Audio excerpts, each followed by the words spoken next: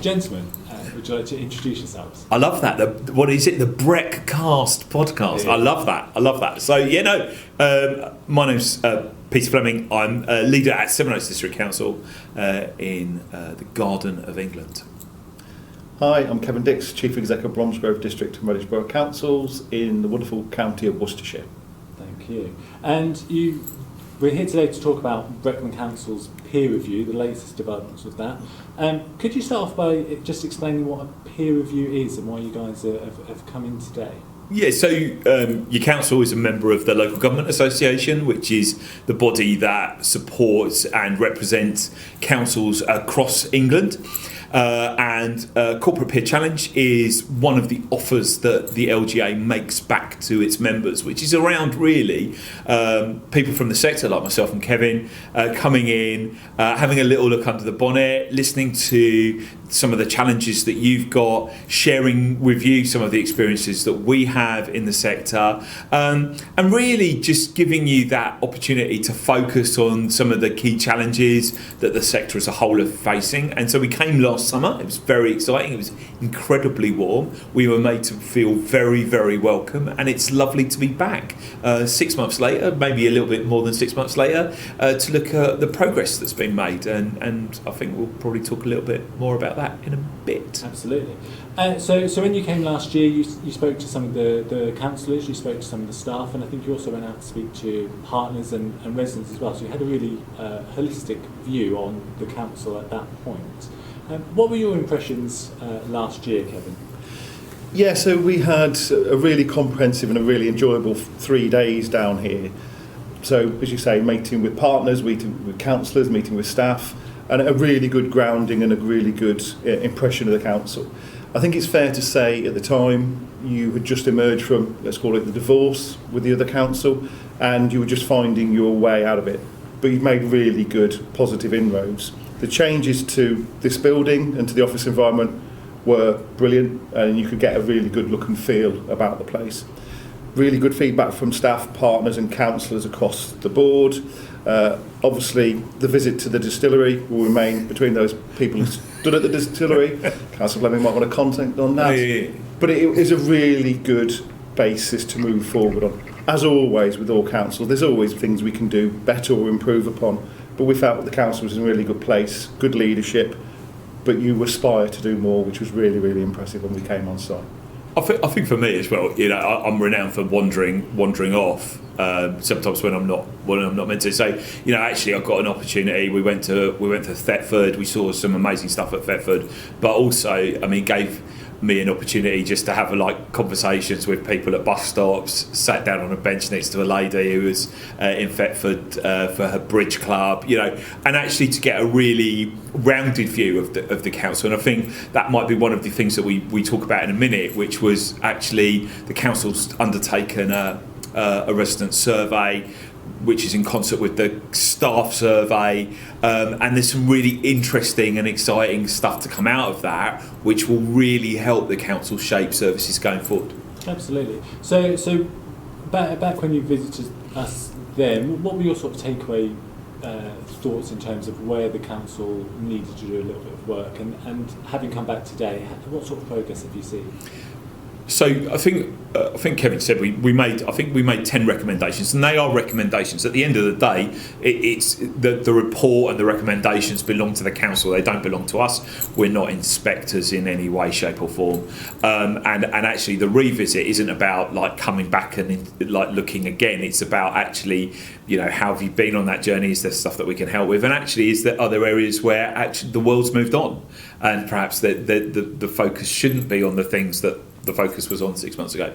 I have to say, there was a broad range of stuff. There was stuff to do with the budget, which I think is probably something that every council is struggling with, and we've seen some real work and focus on that.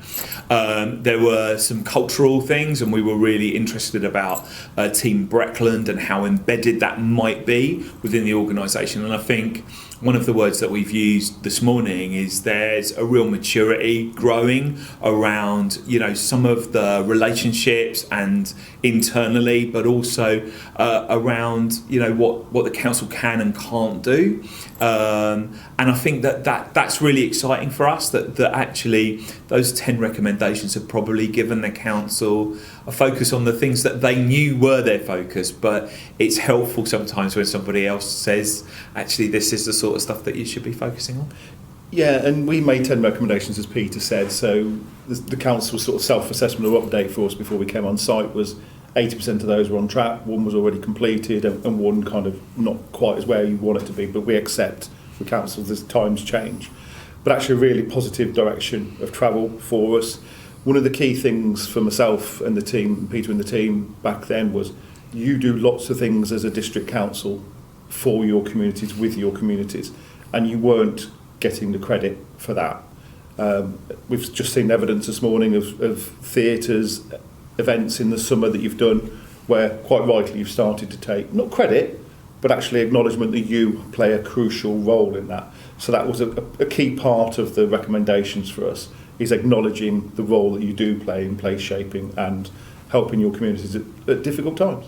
And I think for me, one of the key things that I was speaking to Sam about, sort of leader to leader, was the importance of undertaking a resident survey and really understanding your residents at a pretty granular level, like how do they interact with the council, how do they get information about the council, how do they feel about the council, how do they feel about the place as a whole. And you've got a report, I think that's coming through your processes and will be going to full council, but that report has got so much amazing information in it which will help you sort of communicate better, but also shape services in a way that's responsive to the communities that we all serve in councils. At the end of the day, we're in a people-to-people business. As I think you've touched on there in terms of the material being really positive and the recommendations actually being there to try and help the organisation grow. Can we just reflect a little bit on the peer review as a process itself in terms of how that is a positive experience, and as leaders and chief executives elsewhere in the country, what you tend to get out of those? For me, we tend to focus on the peer review being, it's not an inspection to take Peter's words, but a review of what you're doing. But for me, as a peer, actually I got probably as much out of it coming to visit the work that Breckland does. So the inspiring community stuff for me was refreshing and truly inspiring.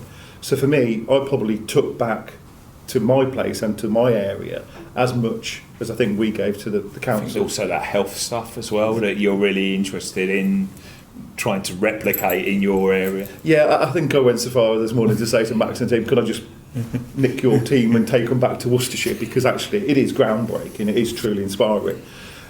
But I think that's what the benefit of having the peer review process has, rather than the inspection regime we used to have to deal with as councils. It is peer-to-peer, it is people who care about the sector, care about the work that we do for the good of our communities. We take as much back to our places as we give to you. So it is truly that critical friend, that ability to look at it from a different perspective. All of us have different perspectives, just to help each other improve. I think I would underline that. I think the other thing that I would say is we don't waste time in having to explain the world that we inhabit.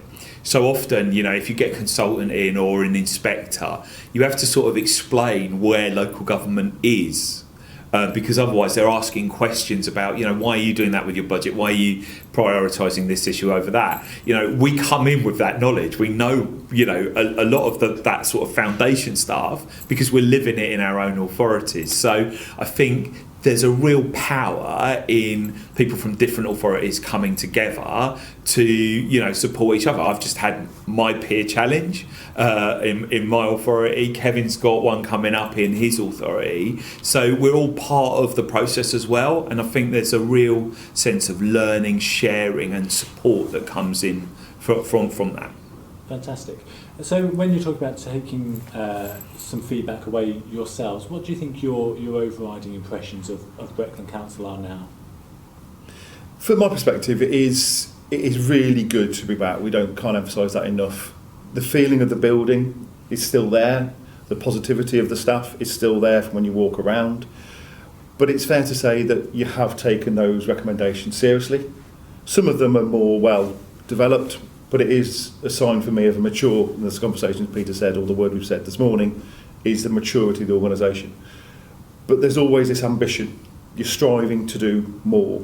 So you've taken those recommendations seriously. You've not discounted any of them. Some of them, what was the easier phrase? Some of them are still wet if you're talking about in terms of paint or tacky. But actually you're taking them seriously. So for me, it shows a really positive direction of travel. And for me, we were here for Pride Month last time, so there was a real interesting buzz in the building. I've just done a circuit again, and we were coming out of COVID last. There are more people in the building now. There is a real sense what you've done with this building is really dynamic, and I think that reflects what you're trying to do for your communities. You're trying to be a dynamic organisation that actually makes a really positive difference, and you do get that sense in the building that that's what people are here to try and do. And as I said before, we're in the people to people business. We don't churn out widgets. It's people helping people through their lives, and that's what we do. And I think Breckland does it really very well. Thank you. Councillor Fleming, Kevin Dix, thank you very much. Thank you.